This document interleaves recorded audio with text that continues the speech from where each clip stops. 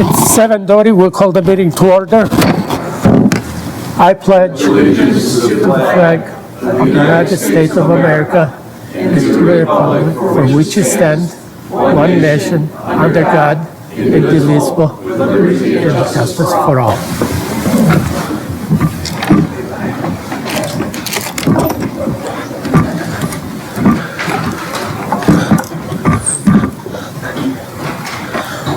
Roll call. I don't have Yours mine. might be in your drawer. Yeah. Aaron, do you have the right one? Because Yes. remember, Jeff was sitting up there? Yep, I checked.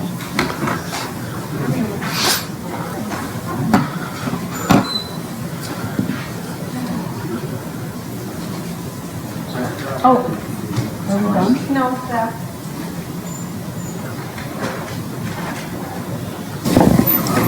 19 supervisors are present. Supervisors Berg, Geertsen, Nedweski, and Carol.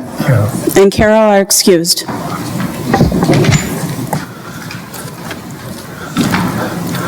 Okay. Citizen comments. Any citizen wish to speak? Please state your name and address for the record. Pleasant Prairie. What I'd like to address tonight, for background, so that those of you that don't know who I was in my past professional life, I was the former Director of Transportation for the City of Kenosha. I sat on the Ledge Council Committee that put together the RTA legislation and we wrote that legislation back in the 2008 period of time. I sat on the advisory committee, technical advisory committee for the KRM the last time that we were discussing that issue here in here in southeastern Wisconsin. I sat on the original board and was appointed by Mayor Antorini at that time to represent the city of Kenosha on the board of the RTA, the original one that was set up. So for background, I've been around this issue for a little bit. I'm a professional consultant after that and am now retired. So what wisdom I can offer you is the perspective that I had for the KRM at that time. The correct organization to probably oversee the planning of that is SEWRPAC, the Southeastern Wisconsin Planning Organization. That was who had the contracts and did the planning for the KRM the last time this issue was in front of the public. We completed the initial alternatives analysis at that time. We were at the point where we had reached 60% design for that project. So we had pretty good handle on the budget issues based on 2005, 6, 7 projected costs as they were occurring at that time. Certainly inflation has occurred since that time. But I'm in a great deal of support for revisiting the KRM, and I think it's a worthwhile thing to do. It's not something that the city of Kenosha, county of Kenosha, the city of Racine, and this county of Racine can do by ourselves. We need to also involve the city of Milwaukee and the county of Milwaukee. Now, there was an RTA, an interim one, formed at that time to begin looking at funding. One of the things I can say, just for the record, is that I believe it would be short-sighted on our part to think that the funding for this is going to come from private sources alone and not involve some form of public subsidy. Because at that time, we discovered that it would take some form of public monies to do it. And so I would certainly encourage this group, not only one, to support the revisit of the issue of the KRM, but to support the resolution that Supervisor Rose is offering tonight to support it. And I would also encourage us to begin looking at things that we could do to support the public transit systems, not just the rail systems, but the public transit systems that you already have in place. You have a very nice, robust starting system in your Western County services. You have support of the disabled services through the Kirby. And I would assume that we'll be able to look at, in the city of Kenosha, since they already have passed a resolution supporting this, I would assume that they would be interested in other ways to fund their public transit than just using the general revenues that are currently being provided to support that. So I would encourage you, one, to support the KRM project. Two, I would encourage you to consider regional funding ultimately and how we can approach that issue and to revisit the RTA. There was very good legislation that was passed back in 2008 and 9. I think that we need to just also put that on the table and reconsider it as we look forward, so that we have the funding not only for your KRM project, but for your local transit system, so you can grow it. Thank you. Thank you. Any other citizen wish to speak? Good evening, I'm Louis Regani, and I need the address? Yeah, please. 4526 29 Avenue, Kenosha, 53140. Kenosha, back in 1954, when Nash and Hudson merged, Kenosha got the national news from Walter Winchell, who said, if this merger doesn't go, Kenosha is going to be a ghost town. Some ghost. Most of the people in Kenosha now seem to be from other communities. They come here because they want to. They like to live here, they like to shop here, they like to visit here, they like to enjoy our amenities. Kenosha County is now a Gold Coast, all the way from the state line and beyond. In fact, south of the state line, Metro, a good thing that's here, because without Metro, we wouldn't be 100,000 plus people. Metro saved Kenosha and other things too. And a lot of people in Kenosha commute outside of town. Kenosha has become a bedroom community where you come here to sleep, shop, have recreation, but you work elsewhere. Abbott Laboratories, big employer in Lake County, and elsewhere. You don't need me to hear this. You've heard other people present that. But this topic of the KRM has been around since, I know, 1980. I've got this from 1989, 407 pages studying how great KRM would be. Why it's never happened, I'm not that astute to tell you, but let's make it happen finally. The Gold Coast needs it. We could serve Carthage College and to a degree Parkside too, if they bring a shuttle, if the KRM was going. There are people out there who don't understand what the KRM is. They say, where are the tracks going to go? Hello? We don't really need a train set. We could run, for now, we could run a rail car or something, but this is all nickel dime. The funding for the previous KRM plan was going to be from rental car taxation. Rental car, people from outside the city, the state, renting cars to travel around, and a portion of that would go into the RTA. Maybe we could contract with Metro to continue on northward. That happens in Indiana, where Metro and the South Shoreline have a cooperative funding system where they can run all the way to South Bend, Indiana. And that's all being rebuilt and expanded. Kenosha, with the Gold Coast that we have here, stops in the city. This would be great for summers, the whole village and the growing area north of there. Some of that's very upscale, and a lot of professionals need the commuters and the commuter trips to travel on. Some people say we have a bus. Yeah, it's a very good bus. It bounces along, stops at every light, every stop sign. and mixes up with busy traffic and potential for accidents. This is a safe way to travel, to get people back and forth to the jobs, and it would help the community. It's a great investment, and I think we got to move forward on this and make it happen while the opportunity is here. We've had too many, and we let them slip, like this book of 1989 with all the plans that were proposed and went nowhere, time and time again. That's kind of disappointing when you get people who attend meetings, and I was every one. Not looking for a medal on that, I was just interested in it because I would have used it.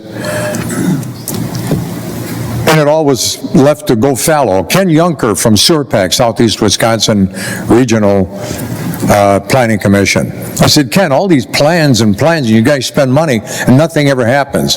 He says, you got to vote for the right people. He was a good guy and he meant well, and he put together some very good plans, this being one of them, but it's just firewood now, unless we start all over again and do it right. Let's make it happen for Kenosha and quit talking about it and making it happen. It's so easy because other communities have done it in pretty much every populated area in the United States. Except ours. We talk and talk and talk. Not we, not you, our predecessors. Don't let our followers say that about us. Let's make this happen. Thank you so much for your time and your attention. I wish you a pleasant and productive evening, and thanks for all you do. Thank you. Any other citizen wish to speak? Please state your name and address.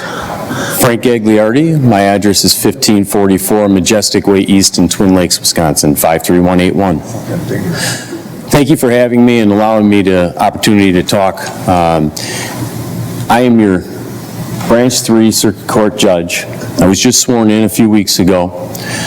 Some of you may know me, some of you may not know me, and I wanted to give you an opportunity to get to know me, an invitation to get to know me. Before you have an opportunity to vote, which we all have. It started, yesterday, I think, early voting, or today, or whatever, and we got the mail-in votings. I think it's important to understand who I am, what I stand for, where I come from. Who am I? I'm Frank Gagliardi. I am a person who was born here in Kenosha, multi-generational. My grandfather is an electrical contractor. My other grandfather was a union worker over at Chrysler, tool and die maker. That's Stanley McCormick and Frank Gagliardi, Carolyn Gagliardi, Genevieve McCormick. My father, Paul Gagliardi, Genevieve and Kathy Gagliardi, my parents. I have a wife, Dana, two lovely daughters, Maya and Frankie. Why do I tell you this? I tell you this because Kenosha, to me, is a community of family. I came back to Kenosha because I wanted to be with my family, the people I grew up with, my cousins, the town I loved. Now I'm getting an opportunity to serve the community and the town I love by being a judge. 4 years ago, I tried to get an appointment, and I did not get appointed. I grew, but 4 years ago, I thought that this position of being a judge, which I'm honored that the governor did appoint me, but I'm honored of the position because a few years ago, I thought the position was about me and I. Now I'm understanding that this is about us and we and the community and serving the people and having someone who has experience, someone who will listen to both sides. It's a nonpartisan position, and I'm looking to get support from both sides of the political parties because as a judge, you want someone who sits on the bench who's not only someone who's ready, prepared, hardworking, intelligent, knows what they're doing, but you want someone who will listen to everybody and who incorporates the qualities that we're looking for. Family values, honesty. Someone who's tough on crime, worried about public safety. People, there's narratives about me right now that are going around that I'm not tough on crime because I was a personal injury attorney or a civil litigator.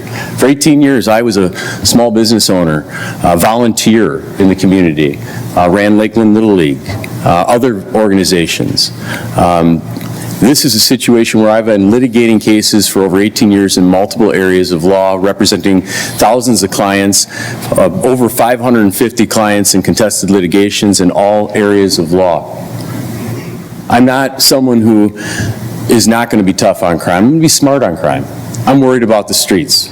I'm worried about people who drink and drive, or people who could harm our community. Give me a chance, though.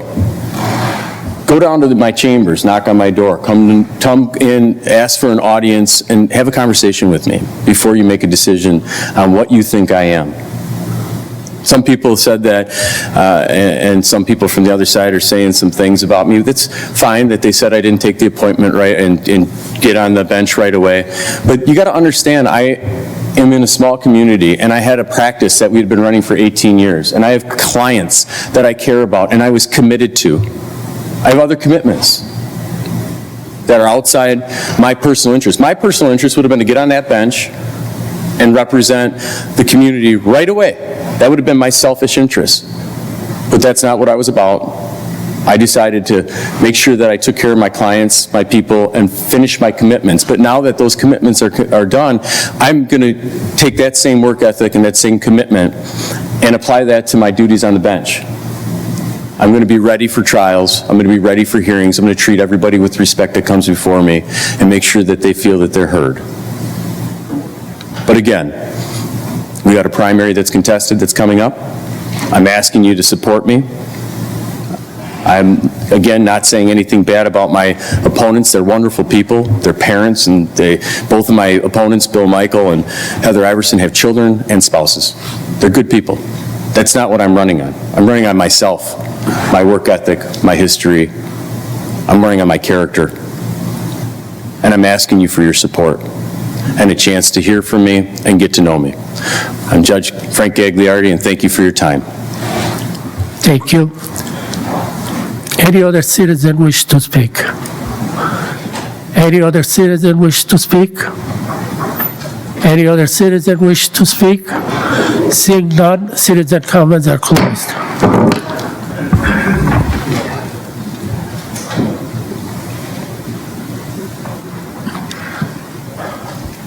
Okay. I'd like to take just a moment to thank you, all of you, for your support and well wishes during my recent health situation.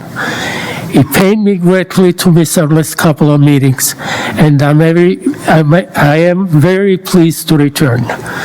Thank you to everyone for continuing to do what was needed to conduct county board business while I was away. Thank you especially to Corporation Counsel for working with me to keep things on track. Most of all, thank you to everyone who reached out with encouragement during my recovery. It really means a lot. Thank you. Supervisor comments. And I believe we have Supervisor Thomas. Yeah, I hit that by mistake. I don't have anything. Okay. Then we go to Supervisor Nordigan. Thank you, Chair. Just a couple of updates from the January Public Works meeting that wouldn't have been on the agenda. The DPW has received many thank yous for our highway crews for the January 12th snowstorm and the cleanup afterwards. It was a tough go at it, but we had a lot of people calling in or mentioning how much they but how much they appreciated the hard work that was done out there.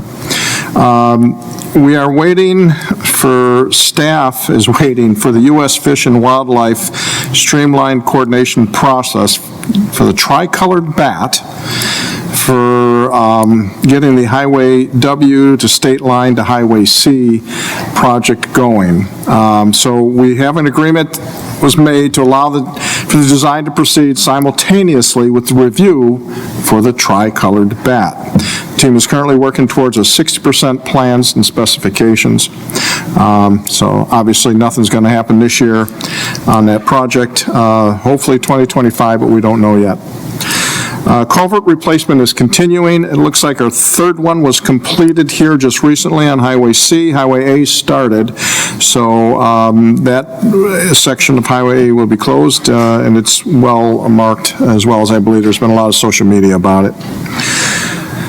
County Highway H, we're going from State Highway 165 to 93rd Street, and then Main Station Road to State Highway 50. The bids were opened, and construction tentatively to begin June 2024. So that will affect Pleasant Prairie immensely.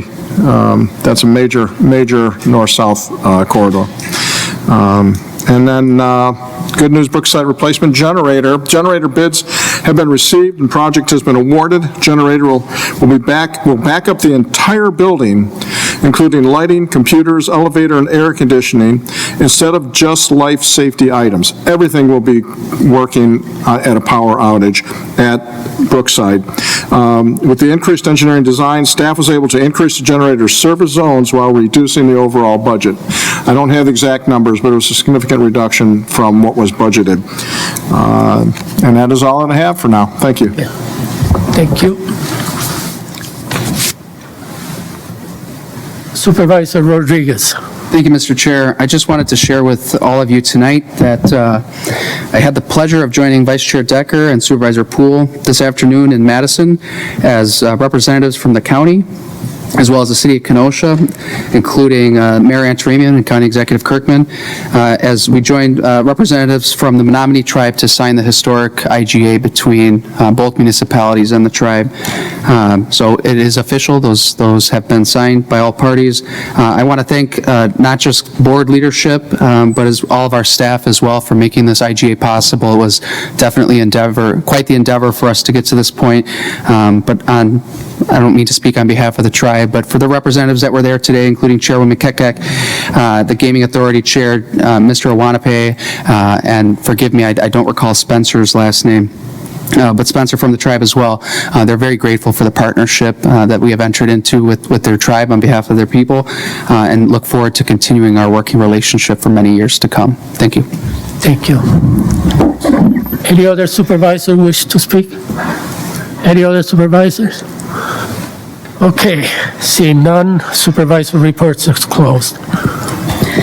County Executive Appointments, 38, James Poltrock to serve on the Local Emergency Planning Committee. Refer to Judiciary and Law. 39, Sheila Siegler to serve on the Brookside Board of Trustees. Refer to Human Services. New business, Resolution 89 from the Public Works and Facilities Committee, a resolution to approve the appointment of Joseph Labator to the Traffic Safety Commission. This passed unanimously at committee. Supervisor Caro excused. Supervisor Nordigan. Move resolution. Moved by Supervisor Nordigan, second by Supervisor Sack. Supervisor Nordigan. Yes, Joseph Laboratory was, as you heard, unanimously approved to serve on the Kenosha County Traffic Safety Commission. He will be succeeding Deputy Chief Thomas Hanisch, and we look for everyone's support on approving Mr. Laboratory. Thank you. Thank you. Any supervisor wish to comment? Seeing none, all in favor? Aye. Opposed? Passes. Communication, 75, communication from Land Information, a resolution to accept and utilize Wisconsin Land Information Program grant funding for Kenosha County Land Records Project activities. Refer to Finance Committee. 76, communication from Judiciary and Law Enforcement Committee, a resolution to approve the regular cabaret license for BB's Pub, 6215 Green Bay Road, Kenosha, Wisconsin, in the town of Summers. Refer to Judiciary and Law. 77, communication from Judiciary and Law Enforcement Committee, a resolution to approve the regular cabaret license, Premier Wine and Spirits, 32400 Geneva Road, Salem, Wisconsin, in the town of Wheatland. Refer to Judiciary and Law.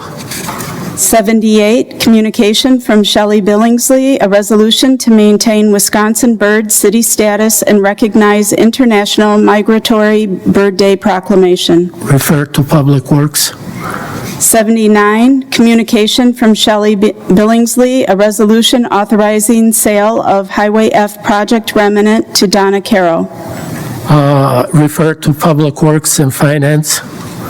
80, communication from Shelley Billingsley, a resolution authorizing sale of a Highway F project remnant to Lance and Abby Gehring.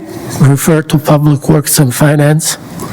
81, communication from the Finance and Administration Committee and the Public Works and Facilities Committee, a resolution to lease Kenosha County property located at 1301 85th Street to Square Deal Trees LLC for 2 months for the sum of $250. Refer to Public Works and Finance.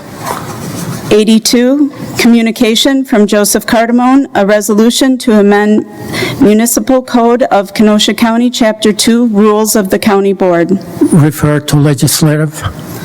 83, communication from Joseph Cardamone, a resolution to amend Municipal Code of Kenosha County, Chapters 19 and 20, Kenosha County Ethics Policy. Refer to Legislative. 84, communication from Supervisor Thomas, a resolution to report on work-related land use agreements with Board of Regents of the University of Wisconsin System. Refer to Public Works. 85, communication from Supervisor Thomas, a resolution to create a Kenosha Parks Unpaved Trails Reporting and Citizens' Comments Procedure. Refer to Public Works.